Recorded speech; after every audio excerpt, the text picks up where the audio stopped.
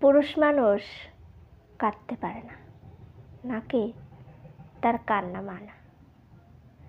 প্রায় শুনি পুরুষ মানুষ কাঁদলে নাকি পুরুষ থাকে না, তখন থাকে ভীষণ কাপুরুষ আখ্যা দেয় আমাদের এই সমাজ। কেন? পুরুষের জীবনে সংবিধানে লেখা আছে নাকি সে কাঁদতে পারবে না? জানেন, কয়েকদিন আগে এক পরিচিতের মৃত্যুর খবর পেয়ে ওনার বাড়িতে তখন উপস্থিত হলাম।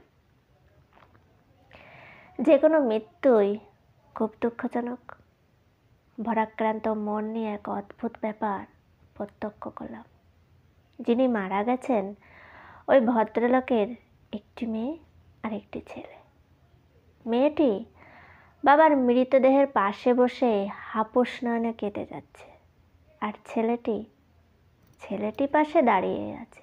না, তার চোখে কোনো জল নেই। আত্মীয় স্বজন সব একে একে আসছেন। কখন হলো, কিভাবে হলো, ভালোই তো ছিল, কি এমন হয়ে গেল? একে একে ফোন করে জানিয়েছিস কি না, ওকে ফোন করে জানিয়েছিস কি না, নানা প্রশ্নের সম্মুখীন হচ্ছে ছেলেটি। শোক লুকিয়ে বুকের ভিতরে কান্না জমিয়ে তাকে উত্তর দিতে হচ্ছে। আচ্ছা, ছেলেটি কাঁদতে চাইছে না, নাকি এই পরিস্থিতিতে তার কাঁদা উচিত নয়? ঠিক তো, বাবা মারা গেলেও তার কাঁদতে নেই, কারণ সে তো পুরুষ, সে কাঁদবে কেন? আর কাঁদবেই বা কখন? কেঁদে ভাসালে নানান জনের নানান প্রশ্নের উত্তরটাই বা দেবে কে? বিশ্বাস করুন, বাবার মতো বড় বট গাছটা মাথার উপর থেকে সরে গেছিল ছেলেটি। বুকের ভেতরে শোকের পাহাড় তার, তবু সে কাঁদছে না। কান্না নাকি পুরুষ মানুষের শোভা পায় না। শোভা পায় না বললে ভুল হবে। শোক করার মতো তার টাইম বা কোথায়? অথচ ভদ্রলোকের ওই মেয়ে, তাকে তো কেউ থামাচ্ছেই না। তাকে তো কেউ বলছে না কান্না তোকে মানায় না। পুরুষ বুঝি কান্না লুকানোর ছাড়পত্র নিয়ে জন্মায়?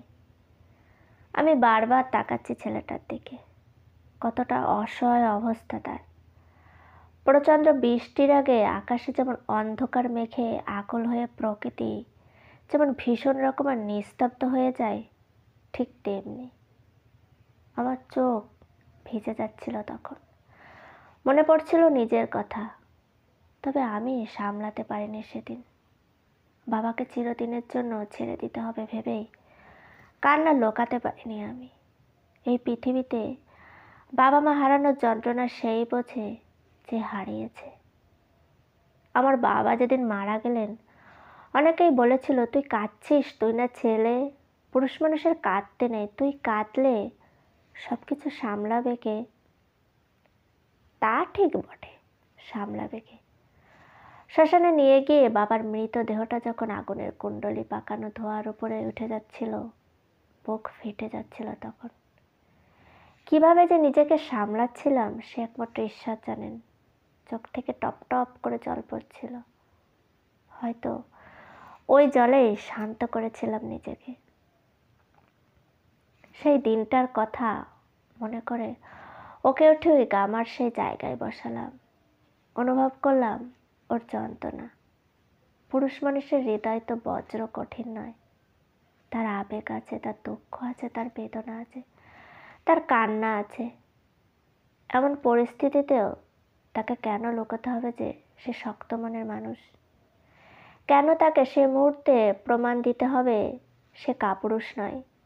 আমি ছেলেটিকে আড়ালে নিয়ে গিয়ে মাত্র একটিবার পিঠটা চাপড়ালাম। বিশ্বাস করুন, বাঁধ ভাঙা বন্যার মতো আমাকে জড়িয়ে ধরে সে কেঁদে উঠল হাউ হাউ করে। বুকের ভিতরে জমানো কষ্ট খালি হতে না পারলে সে যন্ত্রণা কত বিষম তার বলে বোঝাতে হয় না বোধহয়। মনে রাখতে হবে, আবেগ পুরুষেরও আছে। আবেগের অন্তরালে পুরুষের একটি কোমল হৃদয় আছে, তার দু চোখ পড়া জল আছে। সেও পারে কেঁদে ভাসাতে, সেও পারে শোক করতে। তাই পুরুষও কাঁদুক। কে বলেছে কান্না ভীরুতার পরিচয়?